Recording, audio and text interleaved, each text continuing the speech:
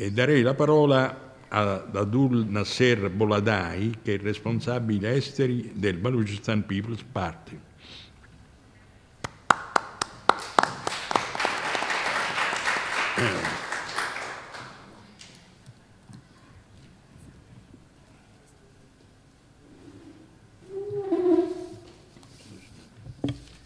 Thank you very much.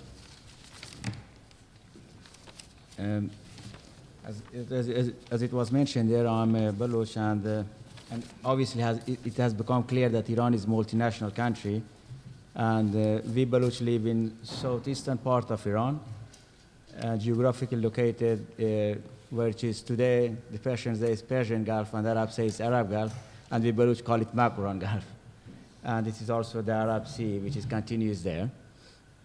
But nevertheless, we face the same problem that our Kurdish countrymen face, and Arab and Turkmen and Azerbaijani Turks also face in Iran. Iranian government, since the modern time that we had a modern government in Iran, since the Pahlavi regime came to Iran, it has tried to say that Iran is one nation, one religion, and always they have tried also to implement that in Iran, trying to Persianize most of the people in Iran. And even in other areas, they have tried to make, even during the Shahs, they tried to make people Shia, change their religion from Sunni to Shia. Actually, Shah succeeded in doing that more than Khomeini did. And this has been a policy that has been continuously and systematically used by the Iranian government in our area. The government persists that Iran is, during the Shahs, there was the first population count in Iran. They said 51% in Iran population is Persian, and the rest is other ethnic groups. But today, I think it's, as Bob mentioned here, in Iran, no ethnic group makes majority. Actually, if you think about first mother language in Iran, is probably Turkish, then Persian in Iran. Even though after so many years that Iranian government have tried to change people's language, Iranian Minister for Education in November 2009 said that Iran today, the student that start the school in Iran, 70% doesn't have Persian as their first language, and they do not learn it many years in this school. As we know, for any student starting a school and learning any kind of science, it is very important that you have knowledge and good command of your language. If you don't have this one, then you always would be somehow discriminated. And this discrimination in Iran continues through the life.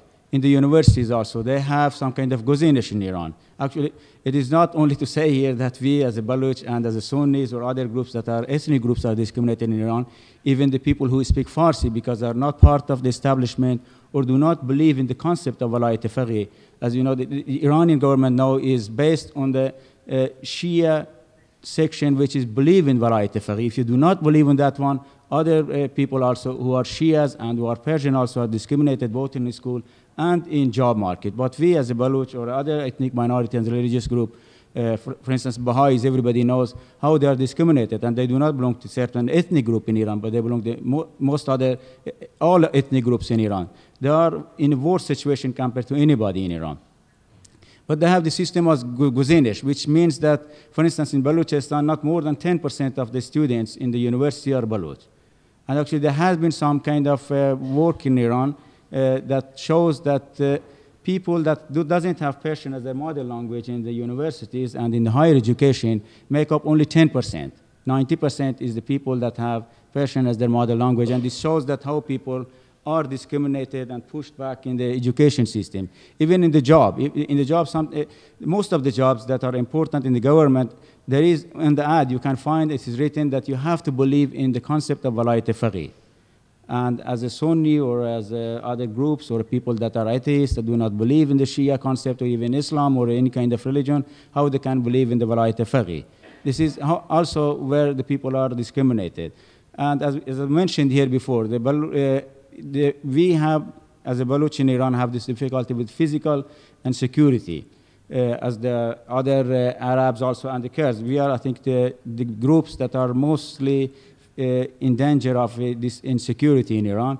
And in 2007, Amnesty International gave a report that 166 people have been executed during the 2006, and 50 of them were Baloch. And Baloch does not make up more than 4 to 5% of Iranian population. So it's a large number of the Baloch are being executed in Iran. And this also does not come in the news. And even Iranian human rights organization, even political groups does not take up those kind of violation of human rights because they consider it sometimes not very close to their home, which is more sometimes they call Tehran.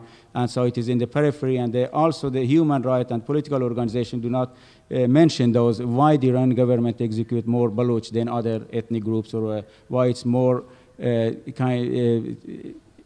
there are more instability in Baloch areas in Iran.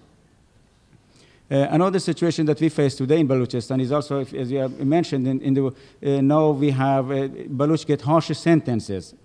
Many Baloch that are imprisoned, they do not get a lawyer who cannot defend themselves. Even we have tried from here, in the case of Mr. Yaqub Mernad, who was arrested in 2007, from here to find the Iranian lawyer from Tehran who could represent him. But they said Balochistan is off limit for us. We cannot represent any Baloch. And he was the first weblog activist who used the weblog to just express himself, and he was a member of a youth organization. He was executed in Iran. It was the first execution because of his weblog was considered as some kind of instability factor and some kind of against the government. And now we have also another Baloch weblog writer, Mr. Rigi, Mr. Sakhirigi, who has been imprisoned, and he has been sentenced to 21 years imprisonment because he's weblog. And the thing is that their weblog are not closed in Iran, because if they were against the state security, why they're not closed? But the person have been arrested or executed and are in prison. We are from the Balochistan People's Party. We are also member of the Congress of Nationalities for Federal Iran. We want Iran to change to a country which is democratic, secular, republic, and decentralized, and have a federal structure where all the nationalities which are living in Iran are equal. They share in the sovereignty of the country based on the shared sovereignty and self-rule. And we hope that, as we can see in Iran, we have many problems, and there are many different groups in Iran, and it has been very difficult for them to unite. We had a conference here, I think it was in the same room in 2010, here in the Italian Senate. There were different groups, and it was one of the unique events that many different opposition groups from Iran participated here. But unfortunately, until now, we have not united, and this is a part of the problem for Iran. And this is very important that I think the European and the other people that are talking to Iranian opposition to make sure that tell them that to come together and build a broad-based opposition which can help people to have some kind of confidence in an opposition for a transition to a democratic system in Iran.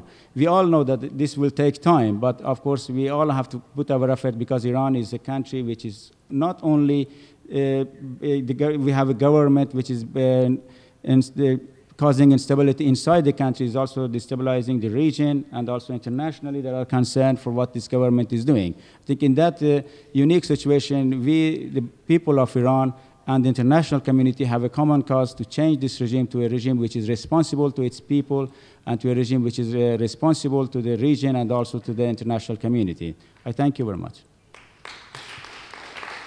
Grazie.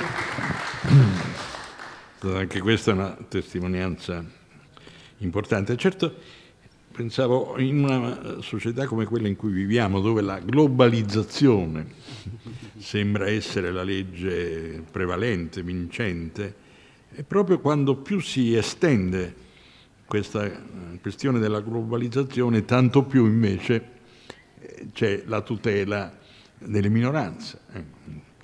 Anche in Europa abbiamo avuto la questione dei baschi in Spagna, anche in Italia l'abbiamo risolta. Questa è una delle questioni forse dove ci siamo misurati meglio, insomma, e credo che abbiamo sistemato abbastanza le situazioni delle minoranze che ci sono in Italia.